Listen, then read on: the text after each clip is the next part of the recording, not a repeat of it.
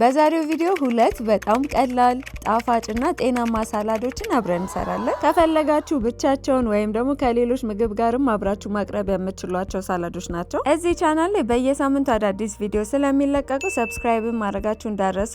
አብረን እናያቸው።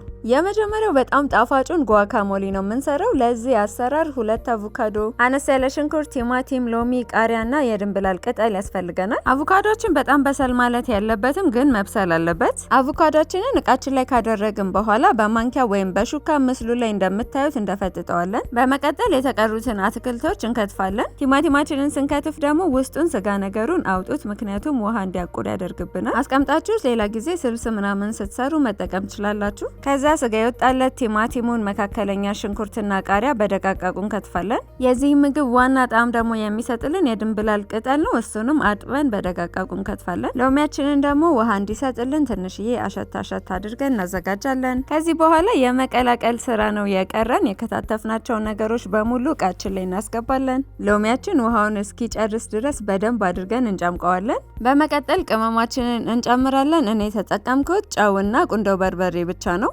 የጨመርናቸው ነገሮች ሁሉ እንዲዋሃዱ በደንብ አድርገን እንቀላቅላለን። ምስሉ ላይ የምታዩትን መጨረሻ ላይ ይመስላል። ብቻውን መክሰስ ላይ ከቂጣ ወይም ከብስኩት ጋር ቢበላ ወይም ደግሞ ከሌሎች ምግብ ጋርም አንድ ላይ ቢቀርብ በጣም የሚጣፍጥ ምግብ ነው።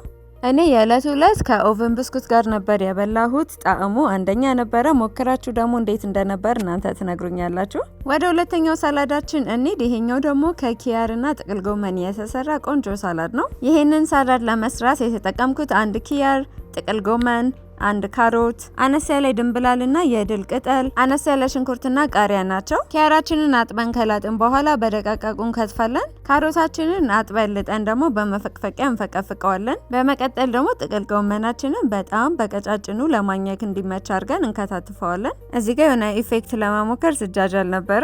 የድንብላልና የድል ቅጠላችንንም በደቃቁ እንከትፋለን። ቃሪያና ሽንኩርታችንን በምንወደው ሳይዝ እንከትፋለን። የቃሪያውን ፍሬ ደግሞ በቀላሉ ማውጣት ከፈለጋችሁ እንደዚህ እሽት አድርጎት በቀላሉ ይወጣልናል። በመቀጠል ጎድጓዳ ሳህናችን ላይ እስካሁን የከታተፍናቸውን ነገሮች በሙሉ እንጨምራለን። ቤት ውስጥ የተቀቀለ የሽምብራ ዱቤ ካላችሁ ደግሞ እሱንም መጨመር ይቻላል። ከሌላችሁ ደግሞ መተው ይቻላል። በቀላሉ እንዴት ማዘጋጀት እንደምትችሉ ደግሞ እዚሁ ቻናል ላይ ታገኙታላችሁ። ለቅመም ደግሞ የተፈጨ ነጭ ሽንኩርት፣ ቁንዶ በርበሬና ጨው ነው የተጠቀምኩት። ከዛ ውሃ ያላት ቆንጅዬ ሎሚ እንመርጥና ውህዳችን ላይ እንጨምቃታለን። ውሃ ያለው ሎሚ እንደማግኘት ግን ምን የሚያስደስት ነገር አለ? ከዛ የጨመርናቸው ነገሮች እንዲዋሃዱ በደንብ አድርገን መቀላቀል ነው። መጨረሻ ላይ ደግሞ ደስ የሚል ናቲ ፍሌቨር እንዲሰጠኝ የተቆላ ሰሊጥ ጨምሬበታለሁ። የእሱንም አዘገጃጀት እዚሁ ቻናል ላይ ታገኙታላችሁ። የዛሬው የሳላድ ቪዲዮ ይሄን ይመስላል። በሚቀጥለው ሳምንት በሌላ ቪዲዮ እንገናኛለን። እናንተ የምትወዱትን የሳላድ አሰራር ኮሜንት ስር ጻፉልኝ። በቀጣይ ሞክረዋለሁ። ሰብስክራይብ እያደረጋችሁ ቤተሰብ ሁኑ።